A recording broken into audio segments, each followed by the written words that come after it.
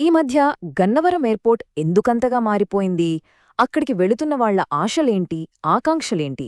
అసలీ మార్పు వెనక ఉన్న కథేంటో ఇప్పుడు వివరంగా చూద్దాం. అవును, ఈ మధ్య గన్నవరం ఎయిర్పోర్టుకు రెగ్యులర్గా వెళ్లేవాళ్లకు సరిగ్గా ఇదే డౌటొస్తోంది.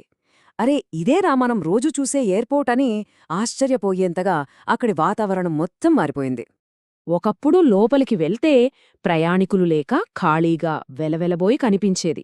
కాని ఇప్పుడు సీన్ రివర్స్ అయింది. ఎక్కడ చూసినా జనాలతో కిటకిటలాడుతోంది. చెక్ ఇన్ కౌంటర్ల దగ్గర పెద్ద పెద్ద క్యూలు కనిపిస్తున్నాయి. ఇంత సడన్గా ఈ మార్పు ఎలా వచ్చింది? సరే, ఇప్పుడసలు పాయింట్కి వద్దాం. ఈ రద్దీ అంతా చూసి ఇదేదో పండగ సీజన్ కదా అందుకెలా ఉందిలే అనుకోవాలా? లేకపోతే గన్నవరంలో నిజంగానే ఒక పాజిటివ్ మార్పు మొదలైందా? అసలు నిజమేంటో తేల్చేద్దాం పదండి. ఈ మార్పు ఎంత పెద్దదో మనకు క్లియర్గా అర్థం కావాలంటే ఒకప్పుడు ఎలా ఉండేది, ఇప్పుడెలా ఉందో ఒకసారి పోల్చి చూడాల్సిందే. గత ప్రభుత్వ హయాంలో గన్నవరం విమానాశ్రయం పరిస్థితి చాలా మందికి గుర్తే ఉంటుంది కదా. ఫ్లైట్సేమో చాలా తక్కువ, ప్రయాణికులైతే మరీ తక్కువ. టెర్మినల్ లోపలికి వెళ్తే అదొక ఎడారిలా అనిపించేది. ఒకవైపు చూస్తే గతంలో ఉన్న ఆ కొద్దిపాటి సర్వీసులు కూడా మెల్లగా ఆగిపోయాయి. ముఖ్యంగా ఇంటర్నేషనల్ కనెక్టివిటీకైతే పూర్తిగా బ్రేక్ పడిపోయింది. మరోవైపు కూటమి ప్రభుత్వం వచ్చాక పరిస్థితి మారింది. సర్వీసులు పెరిగాయి, ప్రయాణికులతో ఎయిర్పోర్ట్ కళకళలాడుతోంది.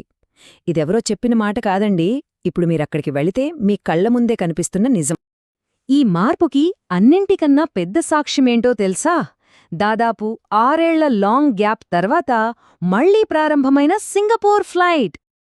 చూడండి, సింగపూర్ ఫ్లైట్ అంటే కేవలం అక్కడుండే మన తెలుగువాళ్ల కోసమే అనుకుంటే పొరపాటే.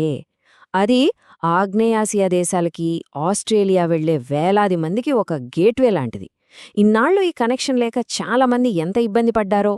ఈ ఫ్లైట్ మళ్లీ స్టార్ట్ అయినప్పటినుంచి డిమాండ్ ఏ రేంజ్లో ఉందో చూడండి. దాదాపు ప్రతి ఫ్లైట్లోనూ 120 నుంచి 180 మంది ప్రయాణిస్తున్నారట. అంటే ఈ రూట్కి ఎంత అవసరముందో చెప్పడానికి ఈ ఒక్క నంబర్ చాలు. అవును, ఈ నంబర్లు కేవలం ట్రయల్ రన్ కాదు. కరెక్ట్ కనెక్టివిటీ ఇస్తే ప్రజలు ఆదరించడానికి సిద్ధంగా ఉన్నారనే నమ్మకానికి ఇది నిదర్శనం. అసలు డిమాండే లేదు, అందుకే ఫ్లైట్స్ లేవు అనే వాదన ఎంత తప్పో ఇది క్లియర్గా ప్రూవ్ చేస్తోంది. సో, సింగపూర్ సక్సెస్ అయింది. ఇప్పుడందరి చూపు నెక్స్ట్ బిగ్ కనెక్షన్ మీద పడింది. అదే దుబాయ్. ఇప్పుడు అస్సలు ప్రశ్న, విజయవాడ నుంచి దుబాయ్ ఫ్లైట్ ఎందుకు అంత అవసరం? ఇది కేవలం కొంతమంది కోసమేనా, లేక దీనివల్ల చాలా మందికి ఉపయోగముందా? దుబాయ్ ఫ్లైట్ వల్ల ఎవరికి లాభం? చాలా మందికి గల్ఫ్లో పనిచేసే మనవాళ్లే గుర్తొస్తారు. కరెక్టే, కానీ అసలు కథ వేరే ఉంది. అమెరికా, కెనడా, యూరోప్ వెళ్లేవాళ్లక్కూడా దుబాయ్ ఒక మేజర్ కనెక్టింగ్ పాయింట్. ఈ ఒక్క ఫ్లైట్ వస్తే చాలు, హైదరాబాద్కో చెన్నైకో వెళ్లి గంటల తరబడి ప్రయాణం చేసే బాధ చాలా వరకు తప్పుతుంది. అందుకే ఈ డిమాండ్ని ఒక లగ్జరీగా చూడకూడదు. ఇది వేలాది మధ్యతరగతి కుటుంబాల సమయాన్ని, డబ్బును ఆదా చేసే ఒక అత్యవసరం. అయితే సింగపూర్ అయినా, రేపు రాబోయే దుబాయ్ అయినా ఈ ఆశలన్నీ నిజం కావాలంటే ఒక పెద్ద అడ్డంకిని దాటాల్సిందే. ఏళ్ల తరబడి మనల్ని వేధిస్తున్న ఆ సమస్యే కొత్త టెర్మినల్. ఇక్కడే మనకు అసలు సమస్య మొదలవుతుంది. 2018లో కొత్త టెర్మినల్ పనులు స్టార్ట్ చేశారు. 1, 2 కాదు, ఏకంగా 7 ఏళ్లు దాటిపోయింది. అయినా ఆ పనులిప్పటికీ పూర్తి కాలేదు. ఇంత ఆలస్యం ఎందుకు జరుగుతోంది? ఈ పోలిక చూస్తే పరిస్థితి ఇంకా క్లియర్గా అర్థమవుతుంది. ఒక ప్రైవేట్ రంగంలో కడుతున్న భోగాపురం గ్రీన్ఫీల్డ్ ఎయిర్పోర్ట్ మొత్తం 3 ఏళ్లలో పూర్తి కాబోతుంటే, ప్రభుత్వ ఆధ్వర్యంలో ఉన్న ఒక్క టెర్మినల్ కట్టడానికి 7 ఏళ్లకు పైగా టైం ఎందుకు పడుతోంది? ఇది కేవలం మన సిస్టంలో ఉన్న లోపమా, లేక అధికారుల నిర్లక్ష్యమా అనేది మనం సీరియస్గా ఆలోచించాల్సిన ప్రశ్న. ఇన్ని సమస్యలు ఉన్నా సరే ప్రజల ఆశలు, ఆకాంక్షలు మాత్రం చాలా స్పష్టంగా ఉన్నాయి.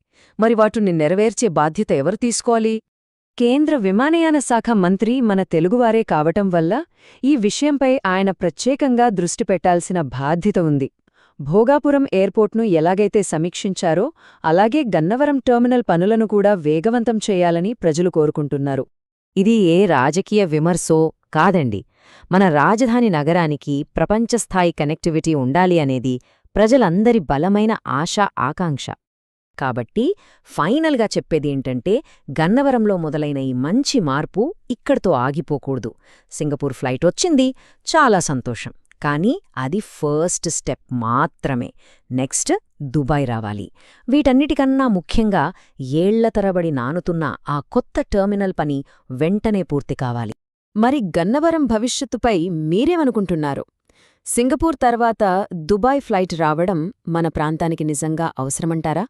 ఇంకా ఏ దేశాలకు సర్వీసులు మొదలుపెడితే బాగుంటుంది? మీ అభిప్రాయాన్ని కింద కామెంట్స్లో తప్పకుండా చెప్పండి.